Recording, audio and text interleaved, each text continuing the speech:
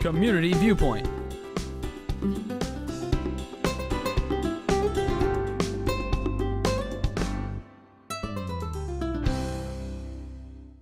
And welcome once again to Community Viewpoint. I'm John Pawlak, your host for this segment. And, it's just me in this segment. I'd like to speak to you today on, we had a commissioners meeting this past Tuesday. I was unable to get there because of a medical issue. So there was something important that I wanted to have comment on at the commissioners meeting. Even though it was in Tonopah, it was broadcast down here, but I felt so strongly that I thought I'd do the whole show on it.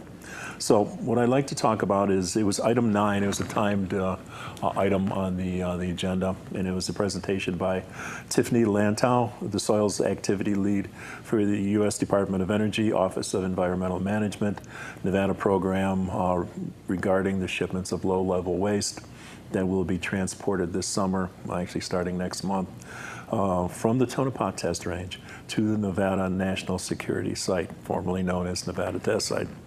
So what we're talking about, what I wanted to comment on, they just gave a brief description, PowerPoint presentation of the movement of the product, which we'll talk about now.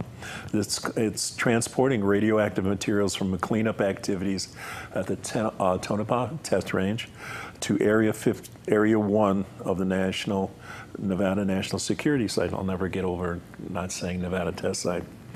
So the effort to transport plutonium, uranium, and related isotopes from the cleanup of the site on the TTR, as we'll call it, is called Clean Slate 2 experiment. Raises questions about the appropriateness of disposal of materials at the, as we call it, N2S2, which are not low-level waste. So the material we're talking about today is mostly plutonium and with some uranium. It's from what's called a roller coaster operation, which was a joint U.S.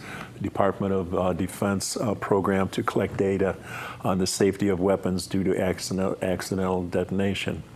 Unlike most other weapon tests, this was not connected with one-point safety and possibly nuclear yields. This was known as the last U.S. atmospheric test, and actually there was 4 of them, even though they didn't go critical because of the fact that they blew up a whole bunch of plutonium in the air. It was known as atmospheric test. And this happened in 1963 in May and June. And one site's been cleaned up already. It's called Clean Slate 1. They're going to package up and bring down to Area 5 from Clean Slate 2 the material from the site. And in May of 1963, conventional explosives were used to detonate a nuclear device inside a reinforced concrete bunker covered with 2 feet of soil. It resulted in a release of radionuclides from the surface of a shallow subsurface. It dispersed radionuclides, primarily plutonium, on the ground surface, and approximately 120 acres are posted as a contaminated area. So basically, what they did was they had a countdown. We'll have that here.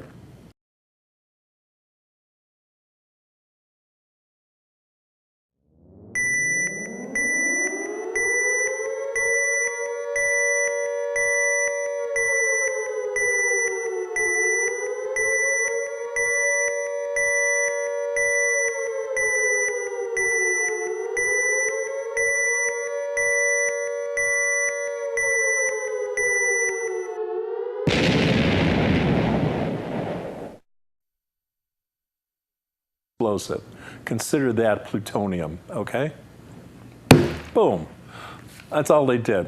They just made a big mess with the plutonium. So we have a large mess that's been sitting up there for 50 years. Sorry, I had to do that. I'll eat this later. Don't eat plutonium. So this is what's going to be transported for 15 weeks starting next month. They're going to be transporting 5,000 cubic yards of contaminated soil. It's going to be plutonium, and they want, and you have to understand, it's only hazardous if it's inhaled or ingested, since alpha-emitting radionuclide particles cannot penetrate our skin or even paper. Not to say that's okay, but that's the way you ingest plutonium.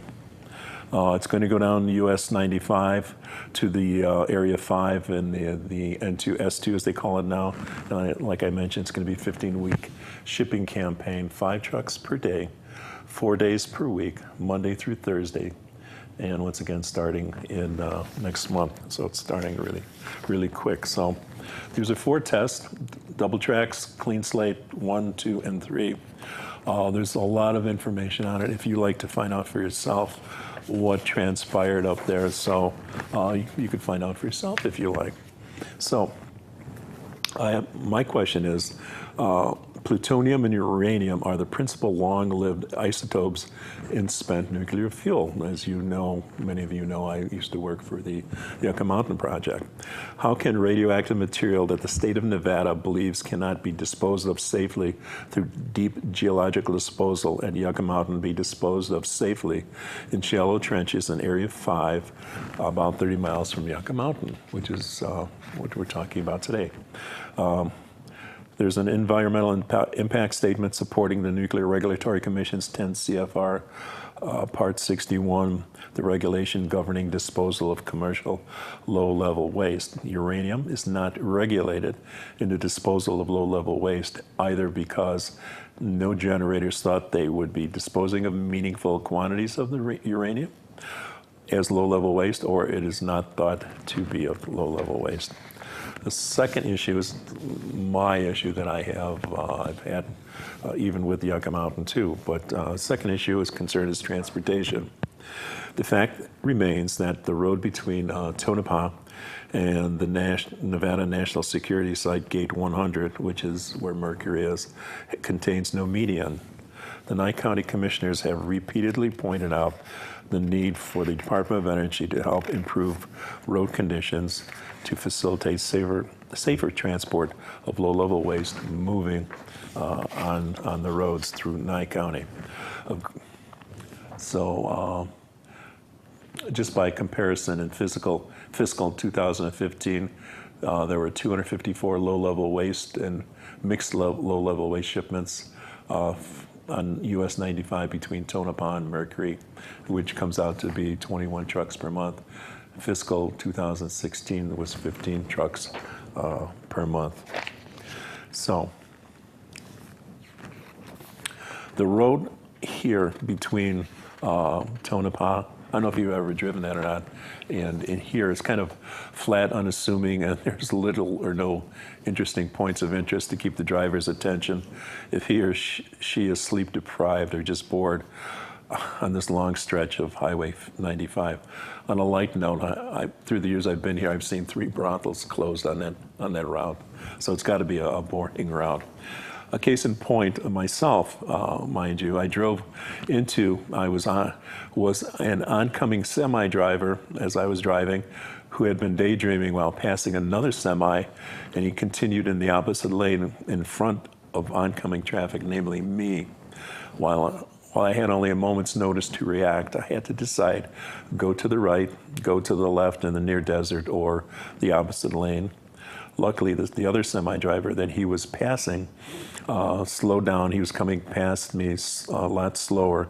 So as I watched in the left lane, the other trucker keep on going in the wrong lane, I got back into the right lane, and I shrugged at the trucker that was coming in the correct direction, and he did it to me too. So, and I didn't hear of any fatal accidents when I came back about a month later, or about a week later. So evidently that driver is still living to terrorize other drivers.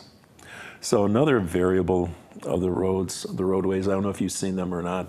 I know my house has been photographed by the Google automatic, what do they call them? Artificial intelligent vehicles. Those are also on Route 95.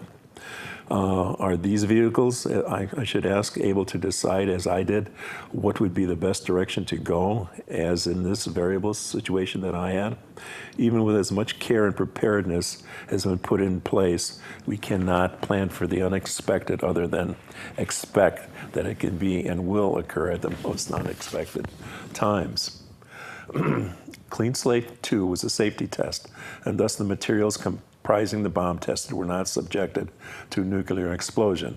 Rather, the devices are deliberately destroyed, resulting in the scattering of particles of plutonium, likely in small enough particles size to be respirated. Transportation of contaminated soils to Area 5 facility has used what are effectively called large bags to contain the material, which must be DOT approved.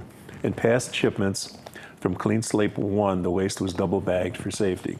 One of the two corrective actions proposed of them, the first is packaging and leaving the 50-year-old waste in place inside the secured Tonopah test range. This was less expensive of the two methods, less chance of accidental exposure to civilians, but requires constant monitoring. The second method, moving it to Area 5, was chosen with approval of the DOE-sponsored Advisory Board of Volunteers representing Nevada stakeholders. This will begin next month and continue for 15 weeks. One never mentioned route is flying the plutonium into the Area 5 trenches by military transport.